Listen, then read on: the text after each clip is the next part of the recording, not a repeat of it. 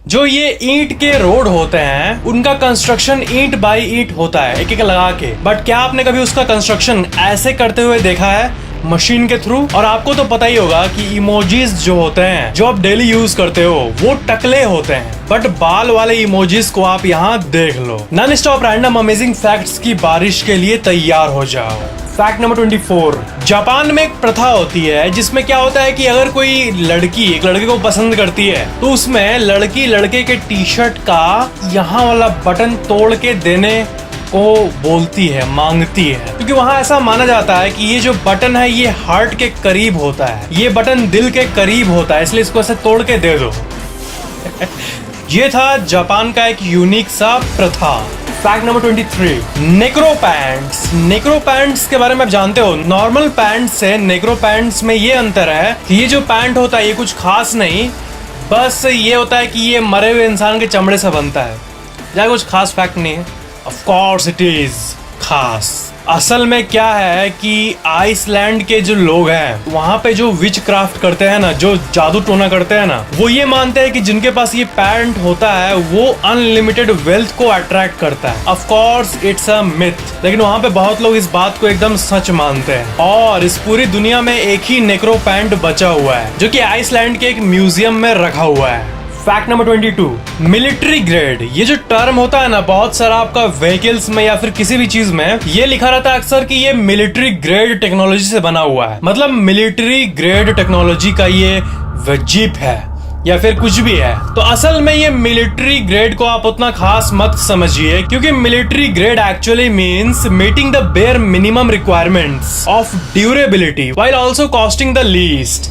ये कुछ खास नहीं है, बस वो अच्छा खासा मजबूत हो और सही दाम में हो, इसका मतलब होता है military grade. Of course it's a marketing वाला वर्ड। Fact number 21। आपको पता ही होगा कि व्हाट्सएप में हम लोग जितना इमोजीज यूज करते हैं वो सब टकले होते हैं, किसी के बाल नहीं होते, कुछ कुछ छोड़ के, ज्यादा साइड वाले। बट आप इन इमोजीज को देख लो, ये है इमोजीज विथ हेयर। और मैं व्हाट्सएप और जितने भी चैटिंग कंपनीज है इनको और यूट्यूब को भी सजेशन दूंगा, टिपिकल सजेशन, कि अपने कीबोर्ड में एक बाल वाला इमोजी ऐड करो। मैं पक गया हूँ टकले इमोजी से। Fact number 20। Dinner in the sky. Dubai में एक ऐसा जगह है, एक ऐसा रेस्टोरेंट है, आप इसका व्यू देखो, ये आसमान में लटका ये जगह, यहाँ पर क्या आप डिनर करना चाहोगे? इसमें स्टाफ जो है वो ऐसे कुछ कपड़े को अपने कमर पे बांध के फूड सर्व करते हैं। और जो फोर्ब्स मैगजीन है उसमें ये वर्ल्ड्स 10 मोस्ट अनयूजुअल रेस्टोरेंट्स के लिस्ट में भी आया था, डिनर इन द स्काई। आप इसके बहुत सारे पिक्स देख सकते हो। Fact number 19। आपको पता ही है ना कि ये जो फीलिंग है कि ये जो हो रहा है ये मेरे साथ कभी पहले हो चुका है, ऐसा अजीब टाइप का एक फीलिंग होता है जिसे आपको पता होगा कि डेजा वू कहते हैं, डेजा वू, ठीक है। असल में इसका उल्टा भी एक टर्म होता है, एक फेनोमेनन होता है साइकोलॉजी में, जिसे कहते हैं जमैस वू।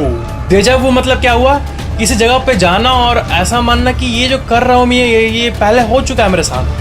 और वही जमैस वो चीज होता है ना कि किसी चीज को आप मान लो कि जैसे कोई चीज है, जैसे आपको कोई स्कूल है या फिर आपका घर का एक कंघी है, उसे आप डेली देखते आ रहे हो, ठीक है, स्कूल कंघी ये सब चीजों को, बट आपको उसी स्कूल को देख के ऐसा लगे कि साला ये मेरा स्कूल है, ये मेरा स्कूल है। ये मतलब एक ऐसा फेमिलियर चीज जो कि आपको अनफेमिलियर फील हो, ऐसी वियर्ड सी फीलिंग हो, इसे कहते हैं jamais vu, opposite of deja vu. Fact number 18। Tweety bird. आप इसे देखो, ठीक है, वार्नर ब्रॉस के कार्टून के सीरीज में ये बर्ड आती है, ठीक है, ट्वीटी बर्ड। और ट्वीटी को स्वीटी भी कहा जाता है, स्वीटी से नाम पड़ा है ट्वीटी। पर अजीब बात ये है कि ये जो ट्वीटी बर्ड है, प्यारी सी, ये जो है ना, इसको एक्चुअली में बोलना चाहिए प्यारा सा, because Tweety bird is a male, not kidding.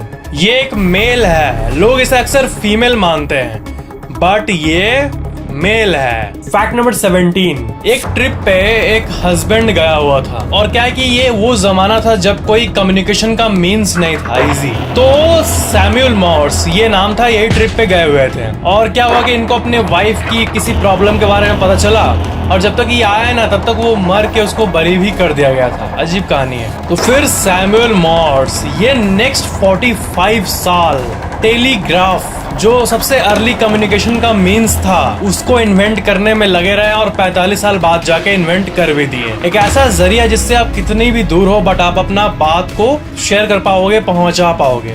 ये इन्होंने कहा कि ये इसे इसलिए डिस्कवर किए ताकि ये जो दूर रह के खबर पाना फिर जल्दी एक्ट नहीं कर पाना, ये जो फीलिंग हुई उनको अपने वाइफ की डेथ की, इसे कोई और ना फील करे।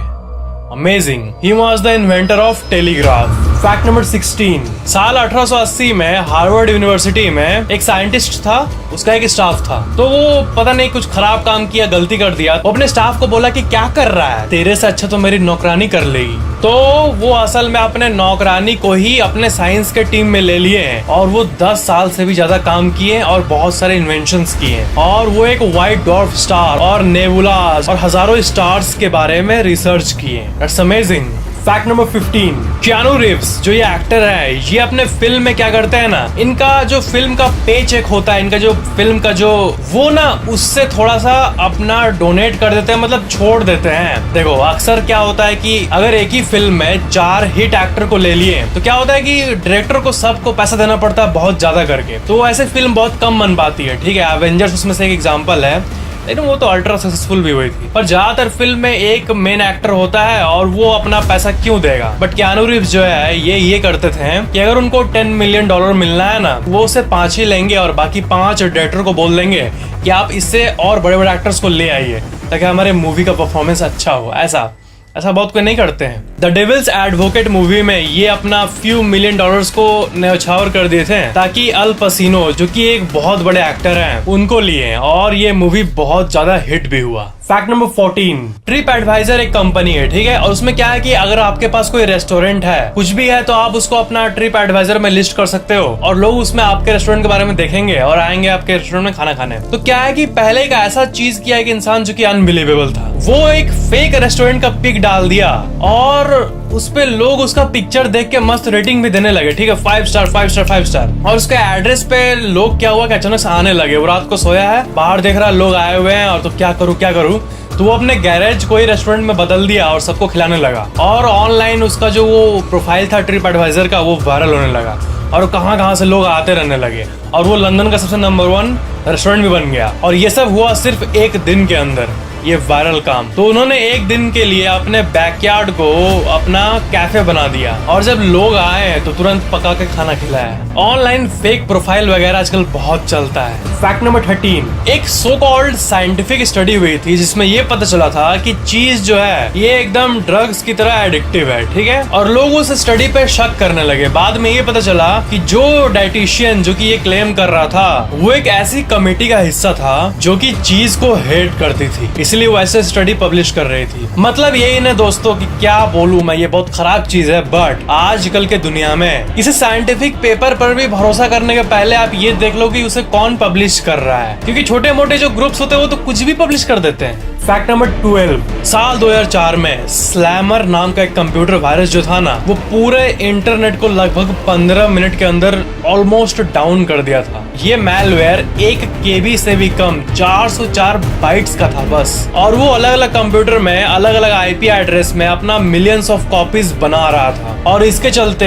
$1 बिलियन यानी करीब 7,000 करोड़ का लॉस हुआ अलग अलग कंपनीज को। और सबसे अजीब बात यह है कि ये सबसे मिस्टीरियस वायरसेस में से एक है। इस स्लैमर नाम के वायरस को जो कि साल 2004 में आया था, इसका क्रिएटर कौन था ये कोई आइडेंटिफाई नहीं कर पाया आज तक। और वायरस से रिलेटेड और एक चीज है ना कि ये बहुत एक डीप हाइपोथेसिस है, मतलब किसी का नेम लेना सही नहीं है यहाँ पे। बट जितने भी एंटीवायरस कंपनीज है ना, ऐसे बहुत लोग क्लेम करते हैं कि ये एंटीवायरस कंपनीज जो है ना वो खुद वायरस शेयर करती है और खुद उसका एंटीवायरस बना के कमाती भी है। जिस तरह सिगरेट बनाने वाली कंपनी कैंसर का एक संस्था भी चलाती है। वर्ल्ड ना बहुत अजीब हो चुका है, पता है, बहुत अजीब। लोग कुछ भी करेंगे पैसे के लिए। Fact number 11। चिरोप्रैक्टिक मेडिसिन, इसका जो क्रिएटर थे डीडी पाल्मर, वो ये क्लेम करते थे कि मुझे ये दवाई बनाने का जो नॉलेज है ना, वो मरे हुए फिजिशियन जिनका नाम था जिम एटकिंसन, उनसे मिला।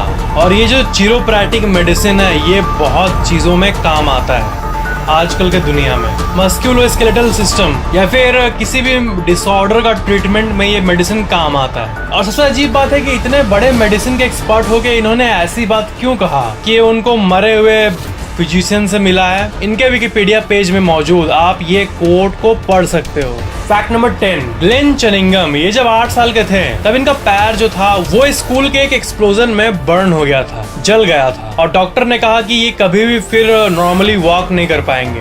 But fast forward 17 years later, 17 साल बाद उन्होंने क्विकेस्ट माइल रन का रिकॉर्ड बनाया। That's it। मतलब उन्होंने हार नहीं माना और अपने पैर को ट्रेन किया। भले ही स्किन जला हुआ था बट अंदर से उन्होंने ट्रेन करके उतना ही मजबूत रखा।